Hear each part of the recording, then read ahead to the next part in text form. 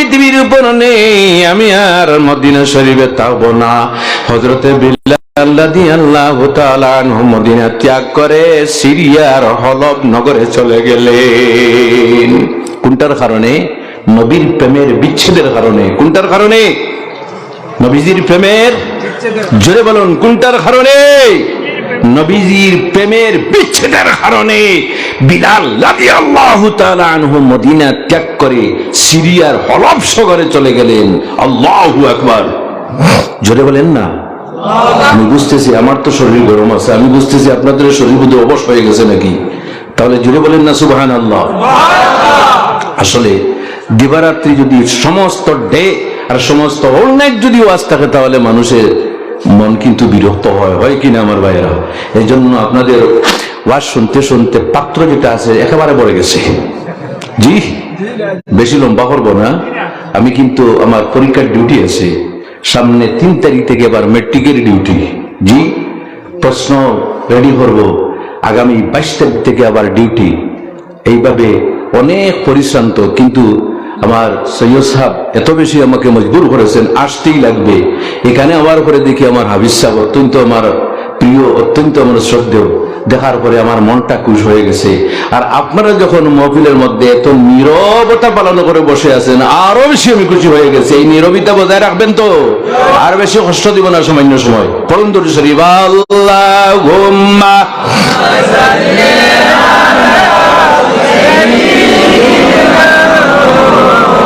জোরে জোরে, ওয়ালালি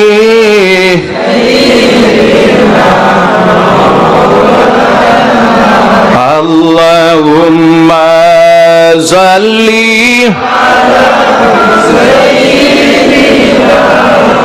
কয়টা পর্যন্ত? ওয়ালালি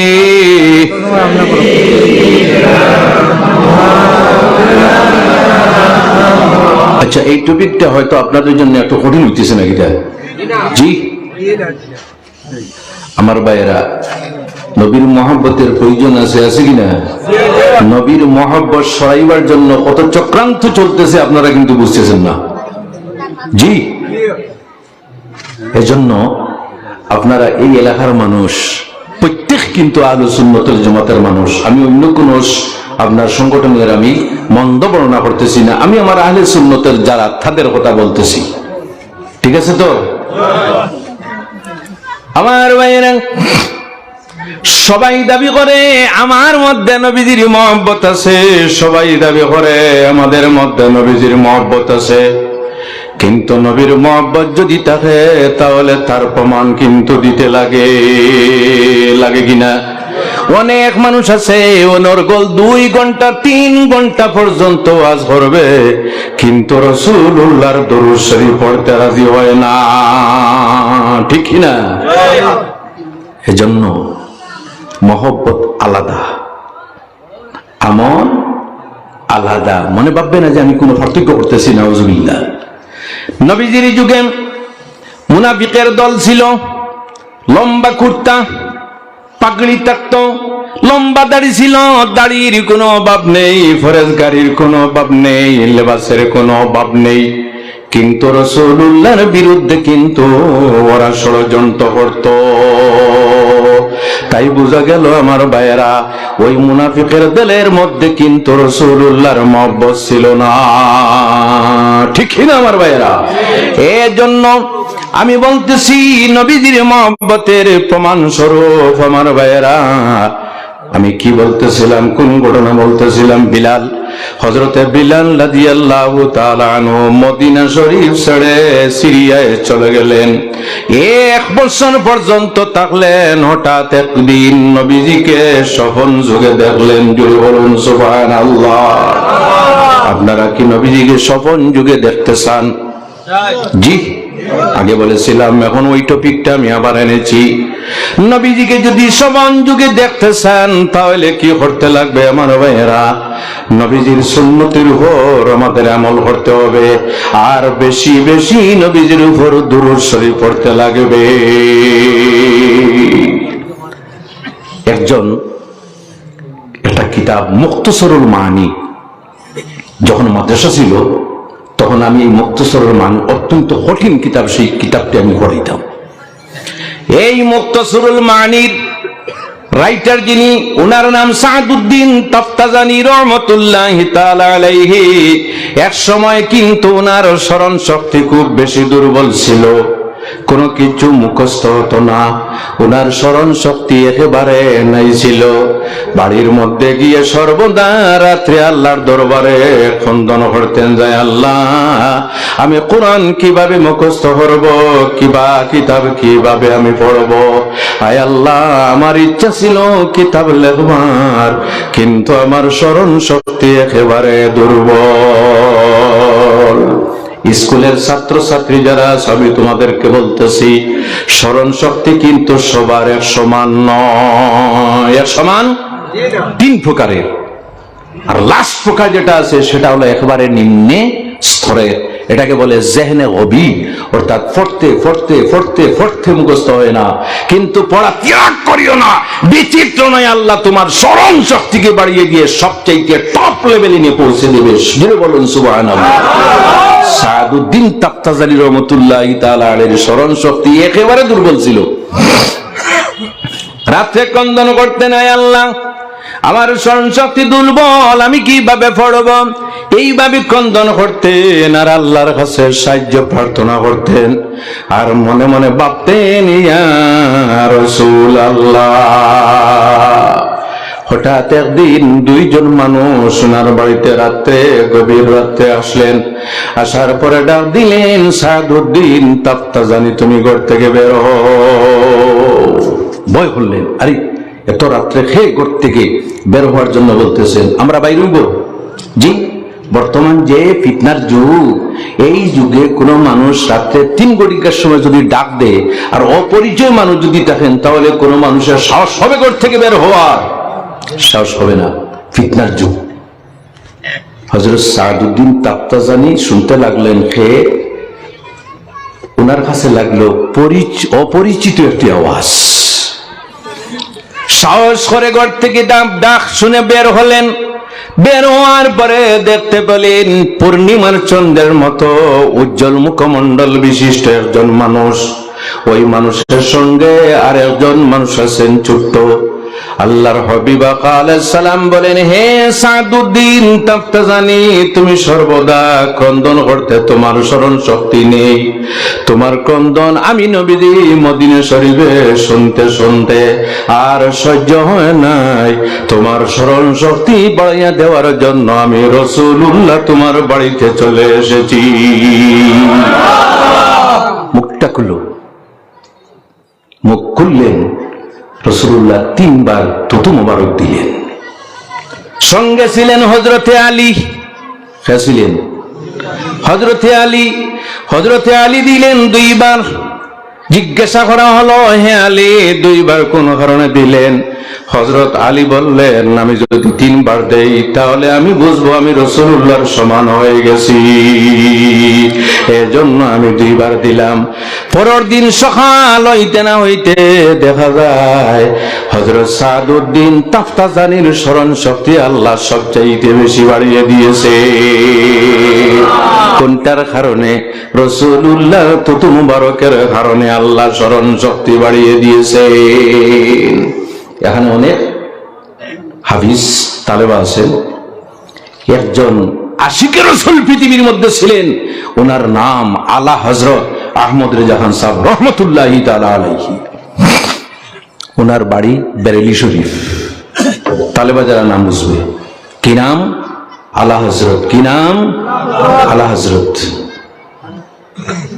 রমজান শরীফে ওনার মহল্লার মানুষ ওনার কাছে এসে বলল, হুজুর এই বছর আমরা রমজান মাসে খতম তেরাবি আমরা পড়াইতে চাই, পড়তে চাই। আমাদের মানুষ তো খতম তেরাবি বয় করে কিনা? জি। তিনি বললেন, কোনো অসুবিধা নেই, এই মাসে খতম তেরাবি তোমরা শুনবে। সুবহানাল্লাহ। আপনারা একটু চিন্তা করেন, স্মরণ শক্তি। 15 রোজা শেষ, এই রমজান মাস শুরু হওয়ার আর মাত্র 1 দিন রয়ে গেছে। কতদিন? 1 দিন। মানুষ এসে বলল, হুজুর আর মাত্র একদিন, হাফিজ সাহেবের তো দরকার আছে, ঠিক কিনা? একজন হাফিজ সাহেব পড়াইবেন আর একজন পিছনে থাকবেন কিনা? আপনার কাছে এখন কোনো ব্যবস্থা নেই, আমরা কি খতম তেরাবি পড়বো না? তিনি বলতেছেন, তোমরা চিন্তা করিও না, আমি তোমাদের খতম তেরাবি পড়াইব। সুবহানাল্লাহ, জোরে বলুন সুবহানাল্লাহ। তিনি কিন্তু হাফিজ নয়। স্মরণ শক্তি দেখো আমার ভাইয়েরা, ডেইলি এক পারা মুখস্থ করে রাতে খতম তেরাবি পড়ান, এইভাবে ডেইলি এক পারা 15 দিনে 1 মাসে 30 পারা কোরআন শরীফ মুখস্থ করে ফেলেছে। সুবহানাল্লাহ বলবেন না? এজন্য আমার ভাইয়েরা, স্মরণ শক্তি আল্লাহর দেওয়া। তবে যদি পড়াশোনা বন্ধ করে দেও তাহলে স্মরণ শক্তি থেমে যাবে। পড়াশোনা বন্ধ করা নেই, বারবার চেষ্টা করতে থাকি। আমার ছাত্রছাত্রী যারা আছে এখানের, আমি আমার স্কুল হিসেবে বলতেছি, আল্লাহ তোমাদের স্মরণ শক্তি বাড়িয়ে দিবেন। তবে স্মরণ শক্তির একটা মেডিসিন আছে, বলবো? জি না, এই বছরটা হোক, যদি অন্য কোনো বছর আসি তাহলে বলবো। জি, স্মরণ শক্তির একটা মেডিসিন আছে। তালেবা যারা আছো তোমাদেরকেও বলতেছি, ছাত্রছাত্রী যারা ম্যাট্রিকের পরীক্ষা দেবে তোমাদেরকেও বলতেছি, স্মরণ শক্তির মেডিসিন হলো আস্তাগফিরুল্লাহ। জোরে বলুন আমার সঙ্গে, ইন্নাল্লাহা গফুরুর রাহিম। আস্তাগফিরুল্লাহ, ইন্নাল্লাহা গফুরুর রাহিম। আস্তাগফিরুল্লাহ, ইন্নাল্লাহা গফুরুর রাহিম। এটা যদি পবিত্র অবস্থায় পড়ো তাহলে আল্লাহর বরকতে তোমার স্মরণ শক্তি বাড়িয়ে দেবে। হযরত বিলাল রাদিয়াল্লাহু তাআলা আনহুর ঘটনা বলতেছিলাম। 1 বছর উপরে স্বপন যোগে দেখলেন। কাকে দেখলেন? নবীজিকে। বলতেছিলাম নবীজিকে প্রত্যেকের দেখানো স্বাদ আছে কিনা? আল্লাহ রবি বলেন, মারআনি ফাকাদ আল হাক্কা। যে ব্যক্তি আমি নবীজিকে স্বপন যুগে দেখবে সেই ব্যক্তি সত্যি আমি নবীজিকে দেখলো। মিথ্যা শয়তান কিন্তু আমার সুরত ধারণ করতে পারে না। ফাইন্না শায়তানা লা ইয়াতামাসসালু বিসূরাতা। শয়তান নবীজির সুরত ধারণ করতে পারে না, কিন্তু শয়তান কোন সময় অন্য রূপ ধারণ করে আল্লাহ হওয়ার চেষ্টা করে। শয়তানের এই পাওয়ার নেই নবীজির সুরত ধারণ করার, কিন্তু আল্লাহর পরিকল্পিত সুরত ধারণ করে বলতে থাকে আমি আল্লাহ। নাউজুবিল্লাহি মিন যালিক। হযরত গৌসে আজম আব্দুল কাদের জিলানী সাহেবের নাম জানা আছে তো? জি। বক্তাদের জামে মসজিদ থেকে নামাজ পড়ে বের হয়ে শুনতেছেন, আকাশ থেকে আওয়াজ আসতেছে, হে আব্দুল কাদের জিলানী, আজ থেকে আমি আল্লাহ তোমার 5 ওয়াক্তের নামাজ মাফ করে দিলাম। জি, আপনারা এখন বলুন তো সুবহানাল্লাহ বলবেন না নাউজুবিল্লাহ বলবেন? জি, নামাজ মাফ হয়েছে, কত সুখের কথা। হ্যাঁ, আমাদের মতো যদি কোনো মানুষ হইতো তাহলে তো অ্যাডভার্টাইজে বের হয়ে যেত, আল্লাহ খুশ হয়ে 5 ওয়াক্তের নামাজ মাফ। ঠিক কিনা? গাউসে আজম যখন শুনলেন আকাশ থেকে একটা মেঘের টুকরা থেকে আওয়াজ আসতেছে, গাউসে আজম আব্দুল কাদের জিলানী আমি আল্লাহ বলতেছি, সুসংবাদ জানাইতেছি, আমি আল্লাহ খুশি হয়ে তোমার জন্য 5 ওয়াক্তের নামাজ মাফ করে দিলাম। গাউসে আজম যখন শুনলেন, শোনার সঙ্গে সঙ্গে বললেন, লা হাওলা ওয়ালা কুওয়াতা ইল্লা বিল্লাহিল আলিয়্যিল আযীম। আরে তুই তো শয়তান। সে জোরে বলুন, শয়তান। সে বলল, গাউসে আজম তুমি কিন্তু তোমার জ্ঞানের জুড়ে, তোমার ইলমের জুড়ে আমার দুকাত থেকে তুমি বেঁচে গিয়েছো। গাউসে আজম বললেন, আবার দুকা দিতেছস? আমি কিন্তু আমার ইলমের জুড়ে নয়, আমি আমার আল্লাহর মেহেরবানির জুড়ে তোমার দুকাত থেকে আমি বাঁচিছি। সে বলতেছে, হে গৌসে আজম, তোমার মতো কত ওলিউল্লাহ কিন্তু আমি দুকায় ফেলে বিভ্রান্ত করে ফেলেছি। এজন্য আমার ভাইরা, হযরতে বিলাল রাদিয়াল্লাহু তাআলা আনহু স্বপন যুগে দেখলেন, দেখার পরে ক্রন্দন করতেছেন, হায় রে নবীজিকে দেখলাম, আল্লাহ রবি আমাকে ডাক দিতেছেন, হে বিলাল, তুমি কোন কারণে মদিনা শরীফ ত্যাগ করে সিরিয়ার হলব শহরে গিয়েছো? তুমি কি নবীজিকে দেখতে চাও না? আমার সঙ্গে তোমার কি মহব্বত নাই? দেখার সঙ্গে সঙ্গে আর সহ্য করতে পারেন নাই, পরের দিন উটের ব্যবস্থা করলেন, নিজের পথের পথিয়ের ব্যবস্থা করলেন, রওনা দিলেন। কয়েকদিন পরে মদিনাতে যখন প্রবেশ করলেন, প্রবেশ করার পরে মসজিদে নববীতে ঢুকার পরে সুজা আল্লাহর হাবিবের ঘরে গিয়ে দেখলেন নবীজি বাহ্যিক ভাবে নাই। মিম্বরে গেলেন, যাওয়ার পরে দেখলেন নবী